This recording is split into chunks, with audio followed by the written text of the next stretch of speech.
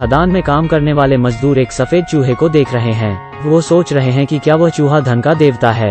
वह चूहा खदान में ऊपर चढ़ रहा था। यह देखकर हर कोई तुरंत उस दिशा में खोदता है। उन मजदूरों ने वहाँ दीवार पर सुनहरी रोशनी देखी और पास जाकर देखा तो पता चला कि वो 99% शुद्ध सोने का सांप है। फिर वो खदान के बाहर जाकर देखते हैं कि वो चूहा स्वयं ही सांप के मुंह में फंसा हुआ है। खदान के मजदूर तुरंत उसे बचाने के लिए दौड़े और वो चूहा इधर उधर चलने लगा। वो चूहा तुरंत खदान के अंदर आ गया। उसके पीछे पीछे खदान के मजदूर भी चले गए। मजदूरों ने सोचा कि जरूर आसपास सोना होगा। एक मजदूर ने वहाँ एक कील ठोक दी, लेकिन अब वो इसे खींच भी नहीं सकते हैं। इन मजदूरों ने बहुत कोशिश की, लेकिन वो कील नहीं निकला। उनका सीनियर तियान यह स्थिति का जायजा लेता है। वो कहता है कि उन मजदूरों को अभी सीखना होगा। वो कहता है कि वांग बा ने अपना हाथ काट लिया और कुछ नहीं कहा। मजदूरों का मुखिया आगे बोलत है कि खदान में एक कहावत मशहूर है कि इस कील को दीवार से बाहर नहीं निकाला जा सकता। दरअसल इसे वांग बा ने गाड़ा था। तभी एक मजदूर दम घुटने जैसे चिल्लाने लगता है और इस मजाक से सारे मजदूर हंसने लगते हैं। उन्हें उम्मीद नहीं थी कि वो कील फावड़े से इतनी आसानी से निकल जाएगा। वो आसानी से बाहर आ गई। तियान उस कील में लगी रेत को छूता है और मुस्कुराता है। एक मजदूर यह देखकर और खुदाई करता है और जैसे ही गहरी खुदाई करता है उसको पता चलता है कि वो वास्तव में सोने की ईंट है। वो लोग यहाँ की मिट्टी को पानी से धोते हैं और ध्यान से कंदील की रोशनी में देखते हैं। उन्हें उसमें सोने के छोटे छोटे बहुत सारे कण दिखते हैं। उन्हें लगता है कि गांव वालों की अफवाह सच है। असल में गांव वाले मानते हैं कि वहाँ 800 सोने की ईंटें हैं जो आरबेंग गुइजी ने चीन में बनाई थीं। खुदाई करने के लिए उन लोगों ने तुरंत एक टीम का गठन किया। वो लोग अब हर दिन बाहर आकर खनन वाली मिट्टी से सोने के कण ढूंढने के लिए बारीक बारीक पीसते हैं। फिर वो लोग एक पानी वाले उपकरण की मदद से धूल और सोने के कणों को अलग अलग करने की प्रक्रिया शुरू करते हैं, जिससे पत्थर की भारी धूल पानी में बह जाती है और जो कुछ बचता है वो शुद्ध सोना होता है। फिर एक मजदूर ने शुद्ध सोने को कागज के तौलिए में लपेटकर एक छोटे चूल्हे में फेंक दिया और सोने को पिघलाने के लिए आग लगा दी। उस मजदूर को इससे एक छोटा सा सोने का टुकड़ा मिलता है। आखिर यह सारे सोने के टुकड़े एक साथ रखे जाते हैं। तियान इसे पैसे के लिए एक्सचेंज करके समान रूप से बांट देते हैं। उन्होंने पैसों का स्वाद चखा और फिर से दिन रात खनन शुरू कर दिया। तियान कहता है कि वो सिर्फ 800 सोने की ईंटें ढूंढना चाहता है। सारे मजदूर अभी घर जाने के लिए तैयार हुए हैं। एक मजदूर जाने से पहले पेशाब करने के बारे में सोचता है, लेकिन अचानक उन्हें वहाँ किसी और की मौजूदगी का एहसास होता है। हाथ में सफेद बाल पकड़े हुए वो मजदूर कहता है उसने पेशाब करते वक्त वो एक सफेद भूत देखा था। मजदूर का मुखिया उस बाल को ध्यान से देखता है। उन्हें लगता है कि वो बाल इंसान का नहीं है। इंसान के बाल सख्त होते हैं।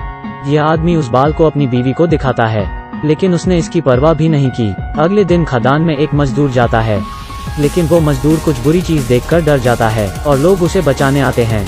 आगे कंदील की रोशनी से वहाँ के मजदूर देखते हैं कि वास्तव में अंदर एक डेड बॉडी है। कुछ मजदूर अपने घर चले जाते हैं। तियान अपने घर वालों से अलविदा कहता है। फिर वो तलवार लेकर नाचने लग जाता है। उसके बाद सभी दरवाजे में प्रवेश करने के लिए तलावर को छूते हुए अंदर की ओर जाते हैं। यह सब उस भूत से बचने के लिए करते हैं। इतना ही नहीं, उन्होंने यह भी देखा कि खदान में बहुत सारे कैन मिले हैं। हरे रंग के कैन को देखते हुए उन्होंने यह एहसास किया कि वो सैन्य कैन हैं और उस खदान में उन्हें कुछ अच्छी वाइन की बोतलें भी मिलती हैं।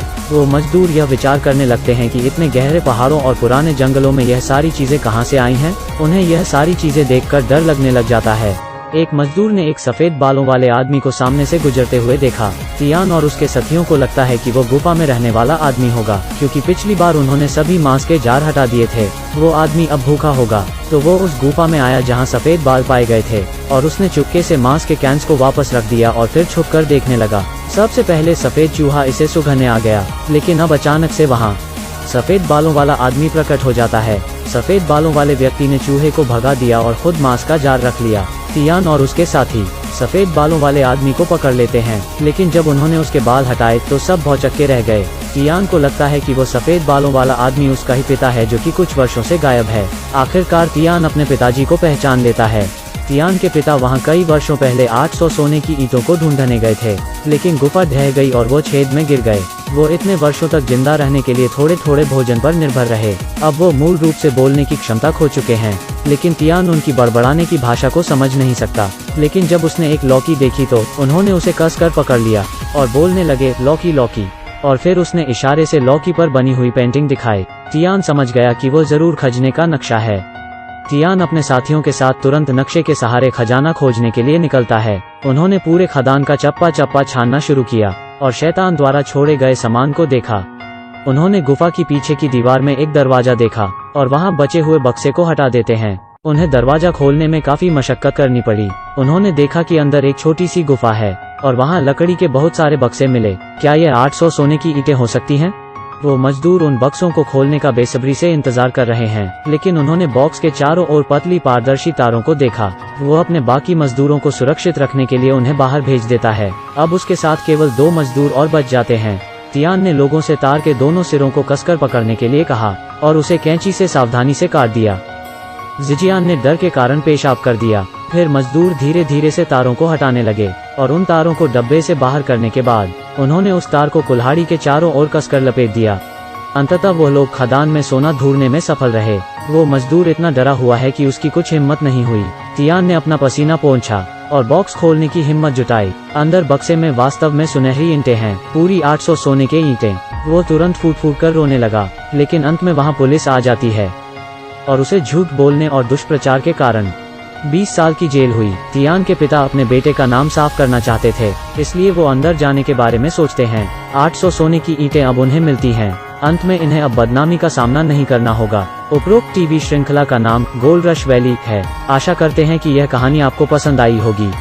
मुझे लगा था कि यह सिर्फ एक साधारण सोने की खुदाई करने वाले की कहानी होगी, लेकिन यह कहानी कुछ अलग थी।